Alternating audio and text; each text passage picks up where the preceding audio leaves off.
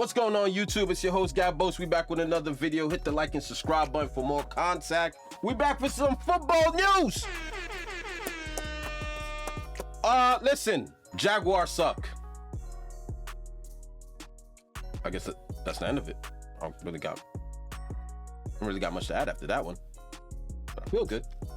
Prep, but at some point you gotta go do it. We all have our share in it, and it takes us making the plays out there. Players play, coaches coach. When we step on the field, we got to make the plays. 47 is 10. Monday Night Football Crazy. has a lot of Jacksonville Jaguars fans panicking, and Yeah, better. so I don't necessarily think the issues fall on one person. However, if you just take a look at each and every decision the Jacksonville Jaguars made up until this point, there's a very legitimate reason to be concerned. So before we get to the content, make sure you drop like, subscribe, and turn on our notifications to help us get to 1 million subscribers. And now that we get all that out of the way,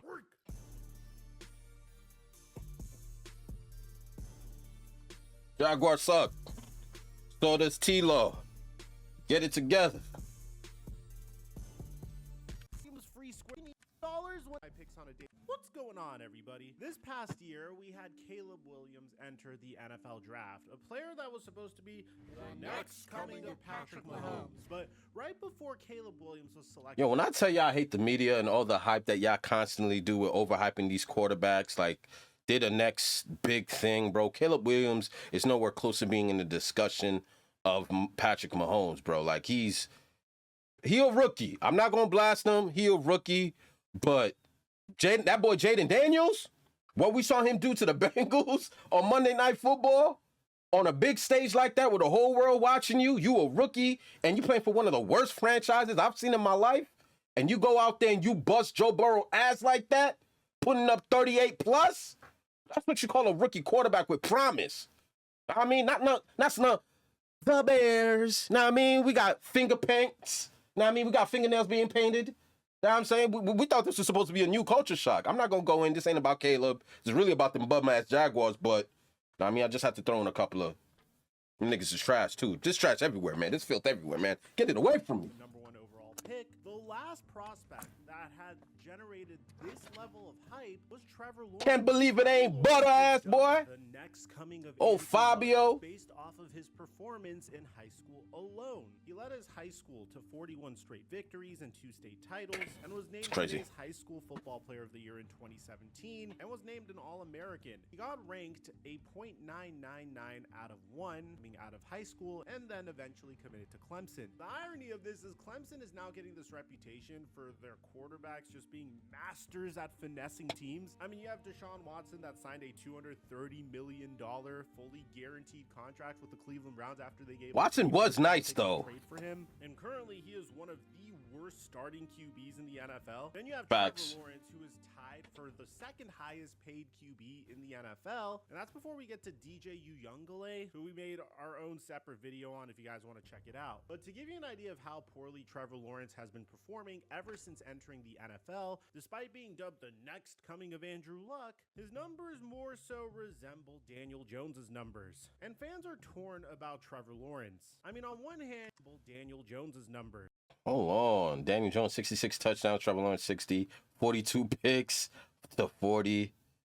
64% completion to 60. Damn, he right.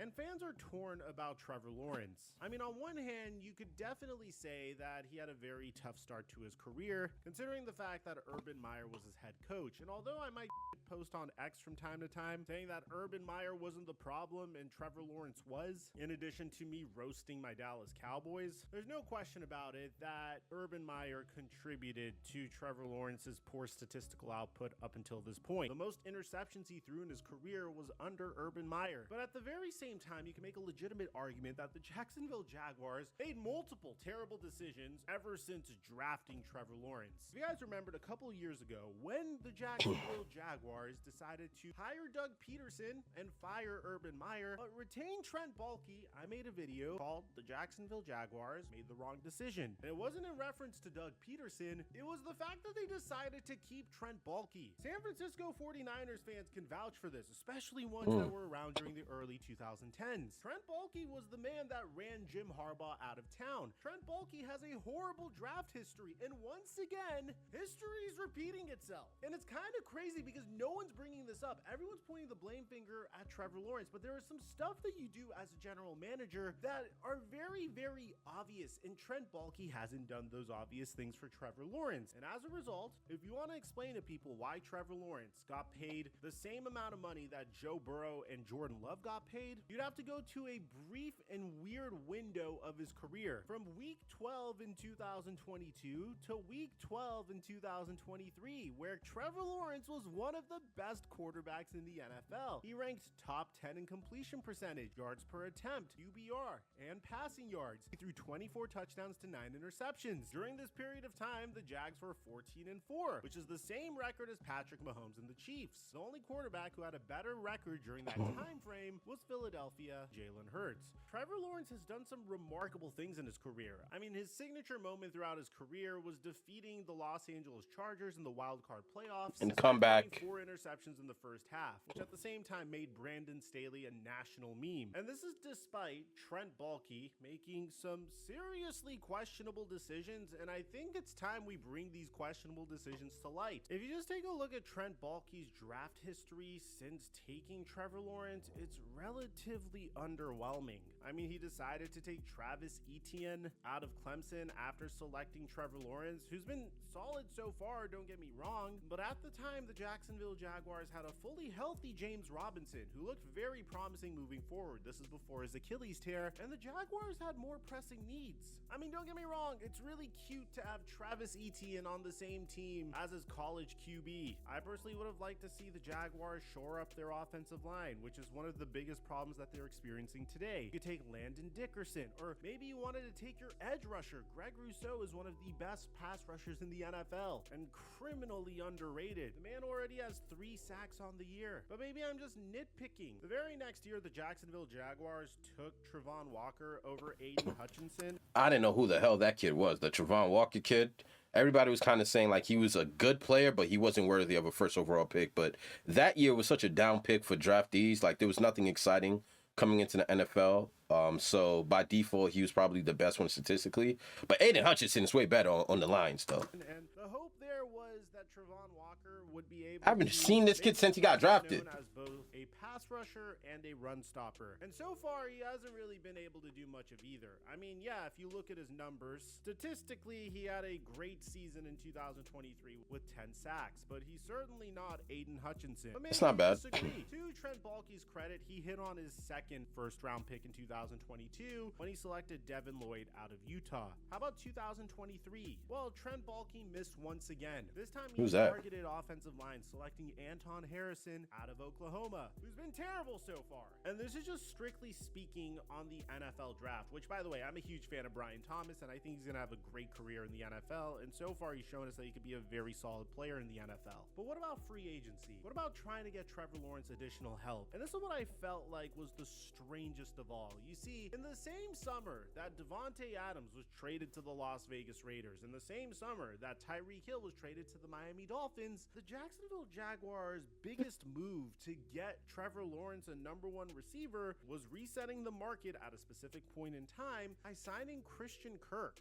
which is an above-average wide receiver. But he's not Tyreek Hill, and he's certainly not Devontae Adams. At all. To this day, Christian Kirk has had only one 1,000-plus receiving year. And it just seems like this was the methodology to try to surround Trevor Lawrence with wide receivers. I mean, Trevor Lawrence needed a tight end, so the Jaguars traded for Dan Arnold. Evan Ingram has since emerged as one of Trevor Lawrence's top targets as a tight end, but they would take a swing on Calvin Ridley. They would bring in Zay Jones at a particular point in time. This past offseason, they decided to sign Gabe Davis. And again, all of these are average to above like Nipsey wide receivers, but none of them are a wide receiver of the caliber of DeAndre Hopkins when he got traded to the Arizona Cardinals, or Cooper when he got traded to the Dallas Cowboys. And typically, whenever you have a quarterback that's on a rookie scale contract, one of the cheat codes to boost his confidence is to get him that #1 wide receiver. A top 5 wide wide receiver that he could depend on as he's trying to adjust to the NFL. And the Jaguars never really did that for Trevor Lawrence. And I don't want to say this is the sole reason why Trevor Lawrence has been terrible so far, because the Jaguars have multiple issues at this point.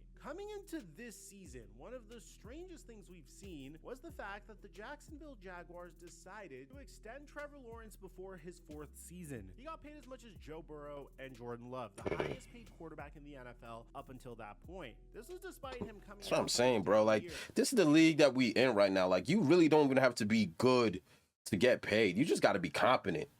Back in the day, these quarterbacks used to play like the whole purpose was getting a Super Bowl, because they knew like winning a championship meant the contracts were coming, the endorsements were coming. Like everything was going to change if they could win a Super Bowl. That was the driving force. But now these guys are paid regardless. Like, Trevor Lawrence is not even someone I'll remember in 20 years, bro. Like, I'm just going to keep it a bean. For him to be one of the highest paid quarterbacks in the league, salary cap could have fooled you, because a lot of these quarterbacks really ass. Like, I'm just going to keep it a bean. Like, Trevor's all right. He not hot garbage, but he's garbage for now. You know what I mean? But to be paying him as much as y'all paying him for what? A comeback victory against the Chargers like 2 years ago? You guys were 8-3 last year.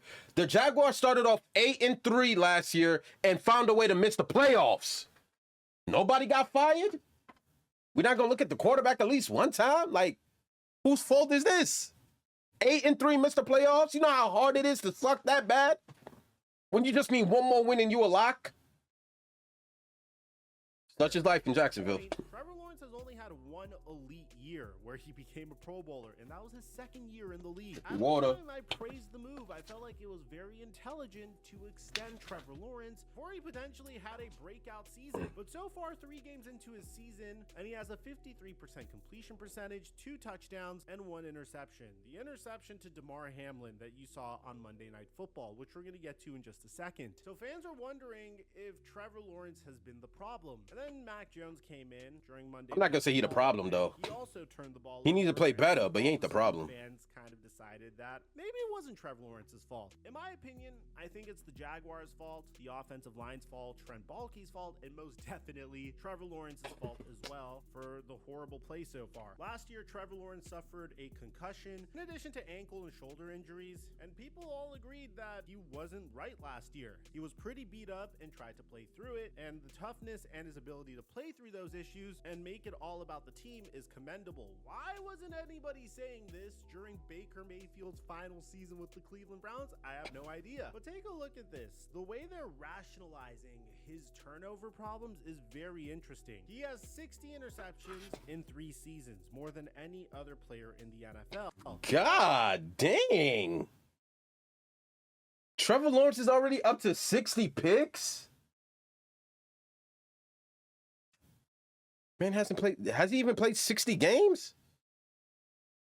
60 picks is insane. FC executive said that he's super confident, but the decision making has to be better. I think it comes down to the fact that he's been great his whole life, and now he's realizing you can't do some of the things that he's tried to get away with. In your rookie season, I understand that. In your sophomore season, I understand that. This is year 4. You can't just say, oh, I think he's realizing that he can't throw the ball in these situations and get away with these things in year 4. But it's more than just interceptions. He's lost 21 fumbles in 52 career games, has so far only thrown 1 touchdown to Brian Thomas Jr. Entering Sunday, his offensive line was ranked 24th in pass block win rate. Lawrence's pressure rate percentage that's out of 32 teams. Sack, under duress or hit, and sacks per dropback ranked 31st and last respectively. Lawrence's receivers have a league high 4 drops. According to Doug Peterson, if you evaluate Trevor, and I know the quarterback position gets a lot of scrutiny, but there's a lot of issues that we have. Just assignment errors that need to be fixed. Can he be better? Yeah, he can be better. I think that's all part of just continuing to grow, and he's on track. I'm really interested in seeing how this situation plays out, because the Jaguars play against the Houston Texans next. So if they go 0-4, what are we going to say at that point? Remember, when they were playing underneath Urban Meyer, they started 0-5.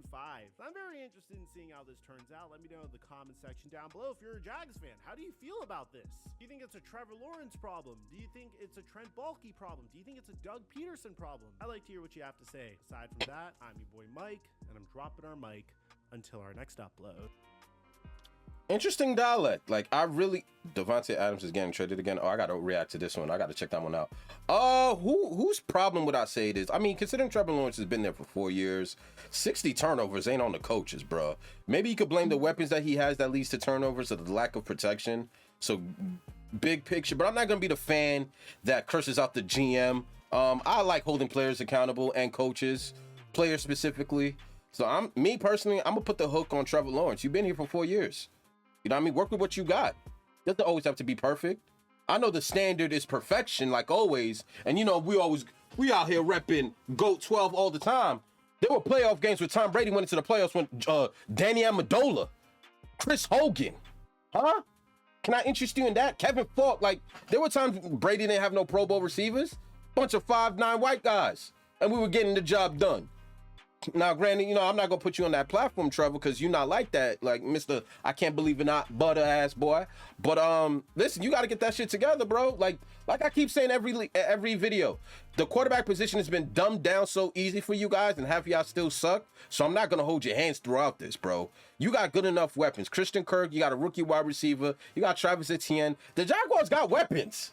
Let's not act like the Jaguars are like the New England Patriots, where you can't even tell whose jersey that is. Like, who's that player again? That's how I feel every time I watch my Patriots, bro. Who's that player? What's his name? Turn around. You know what I mean? You got talent, boy. Get it together. I'm gonna holler at you guys. And if you made it towards the back end of the video, you already know the vibes. Know what I'm saying? Yeah, Trevor, get it together, bro. But I'm gonna holler at you guys. This was Trevor Lawrence's worst nightmare. He good, bro. He paid, so... You know, in the back of his mind, he don't care. Like, he know he's straight. We gone.